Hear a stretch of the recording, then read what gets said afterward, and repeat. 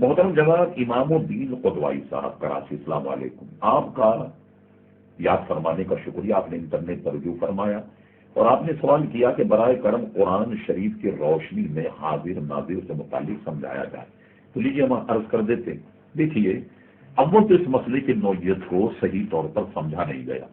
لوگ یہ سمجھتے ہیں کہ حاضر ناظر کے مسئلہ، یعنی ہم حضور علیہ السلام کو اگر حاضر ناظر جانتے تو اس کا مفہوم یہ ہے کہ ہم گھر میں بھی حضور کو حاضر جان رہے ہیں، جسم اور جسمانیت کے ساتھ، مسجد میں بھی حاضر جان رہے ہیں، حجرے میں بھی حاضر. ہر چیز مفہوم حاضر ناظر کا نہیں. ہمارے یہاں علم غیب حاضر ناظر اگرچہ عنوان دو ہیں لیکن مسئلہ ایک ہی. اس میں ہمارا اعتقاد یہ ہے کہ نبی کریم صلی اللہ علیہ وسلم حیات النبی ہیں اور وہ اپنی قبر انور میں جلوہ گر ہیں. اگرچہ حضور اپنی قبر میں جلوہ گر ہیں لیکن پورے عالم کو آپ ایسے ملاحظہ فرما رہے ہیں جیسے مثل دست، جیسے کہ ہاتھ کی ہتھیلی کو دیکھا جاتا ہے. یہ ہے ہمارے نزدیک حاضر ناظر کا مفہوم. اور یہ بھی ذہن میں رہے آپ کے کہ حضور علیہ الصلوۃ والسلام اگرچہ اپنی قبر انور میں جلوہ گر ہیں اور سارے عالم کو مثل کف دست ملاحظہ فرما رہے ہیں، لیکن یہ حضور کی شان سے بعید نہیں کہ آپ جہاں چاہیں جلوہ فرمائیں، جہاں چاہے آپ تشریف لے جائیں. میں اس کی اب آپ کو قرآن اور سنت سے ایک دو مثالیں دیتا ہوں اور اس سے میں سمجھتا ہوں کہ مسئلہ آپ کی سمجھ میں آ جائے. انبیاء کرام کے تصرفات یا بزرگان دین کے تصرفات کا اندازہ اس سے لگائیے کہ حضرت سلیمان علیہ الصلوۃ والسلام اپنی نشست پر جلوہ گر.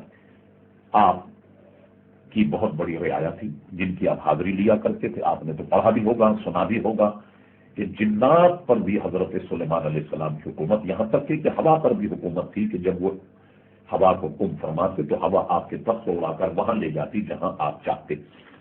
ایک مرتبہ آپ نے اپنی رعایا کی حاضری میں حدود کو نہیں پایا. فرما حدود کہاں؟ اگر اس نے کوئی معقول برہان پیش نہ کی ہم اسے ضرور سزا دیں. یہ واقعہ اجمالی طور پر قرآن مجید فرقان حمید میں موجود ہے، 19واں پارہ آپ ملاحظہ فرمائیے. اور یہ کہ اس کی تفسیر جو بھی آپ معتبر سمجھتے ہیں اس تفسیر کا بھی آپ مطالعہ فرمائیے. فرما اگر اس نے حدود میں اپنی غیر حاضری کی کوئی معقول وجہ نہ بیان کی تو ہم اسے سرزنش کریں گے، اسے سزا دیں. تھوڑی دیر میں جب حدود آیا حضرت سلیمان علیہ السلام نے فرمایا تم کہاں؟ اس نے کہا میرا گزر ایک شہر سبا کی طرف ہو گیا تو میں نے دیکھا کہ ایک ملک سبا کی ایک ملکہ اور اس کا لاؤ لشکر یوں ہے اور چنی ہے چنا اور ایک تخت ہے اس کا جس پر وہ جلوہ کرتی ہے. اس کو بھی وہ حدود نے اپنی زبان میں عرش عظیم کہہ دیے. حضرت سلیمان علیہ السلام نے ملکہ بلقیس یعنی ملکہ سبا کو ایمان کی دعوت دی.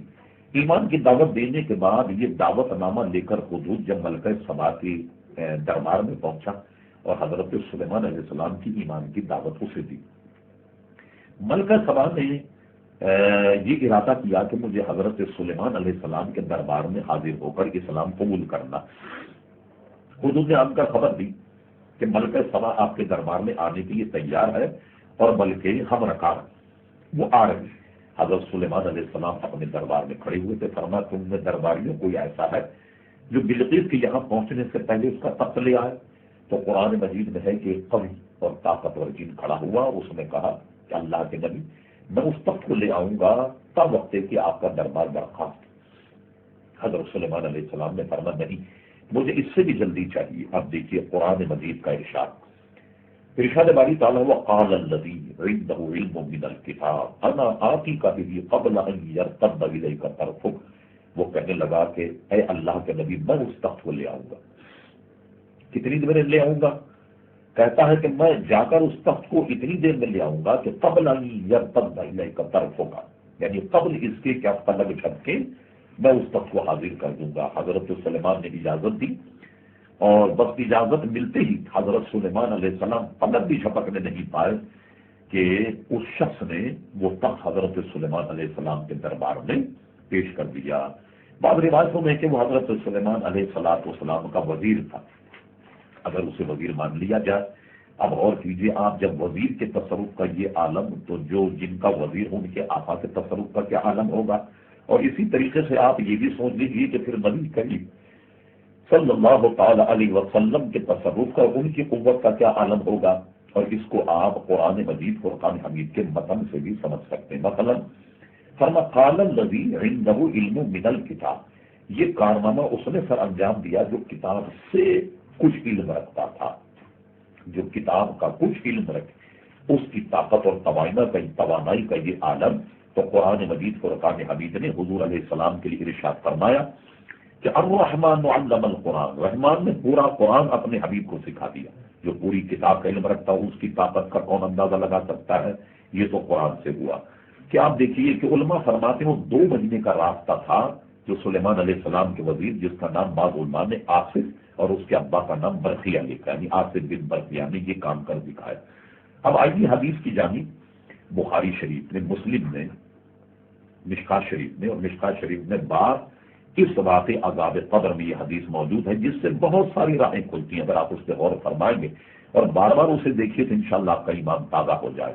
اور وہ حدیث یہ ہے کہ نبی کریم صلی اللہ علیہ وسلم نے ارشاد فرمایا کہ جب آدمی قبر میں رکھا جاتا ہے اس سے 3 سوال ہوتے ہیں، من ربوں کا، تیرا رب کون، ماں دینوں کا، تیرا دین کیا۔ اور حدیث شریف میں ہے کہ حضور کی جانب اشارہ کر کے فرشتے پوچھے ما کنت تقول فی حق ھذا الرجل، یہ جو تیرے سامنے ایک آدمی کھڑا ہوا ہے یہ کون ہے؟ حدیث شریف ہی میں ہے کہ وہ اگر مسلمان اور مومن ہوگا تو وہ کہے گا ہوا محمد صلی اللہ علیہ وسلم، یہ تو محمد ہے صلی اللہ علیہ وسلم۔ پھر فرشتے کہیں گے نم قدم فی العروس، اے قبر والے اب تو ایسے سو جا جیسے دلہن سوتی۔ یہ تو حدیث کا متن۔ آپ غور فرمائیے کہ ایک وقت میں کتنی اموات ہوتی ہوں؟ کیا ساری اموات کراچی اور پاکستان میں ہوتی؟ ساری دنیا میں اموات واقع ہوتی ہیں، اور ہر مرنے والے سے یہ سوال ضرور کیا جاتا ہے۔ اس سے حضور علیہ السلام کے حاضر ناظر ہونے کا مفہوم جو ہے وہ آپ کی سمجھ میں آ جائے گا۔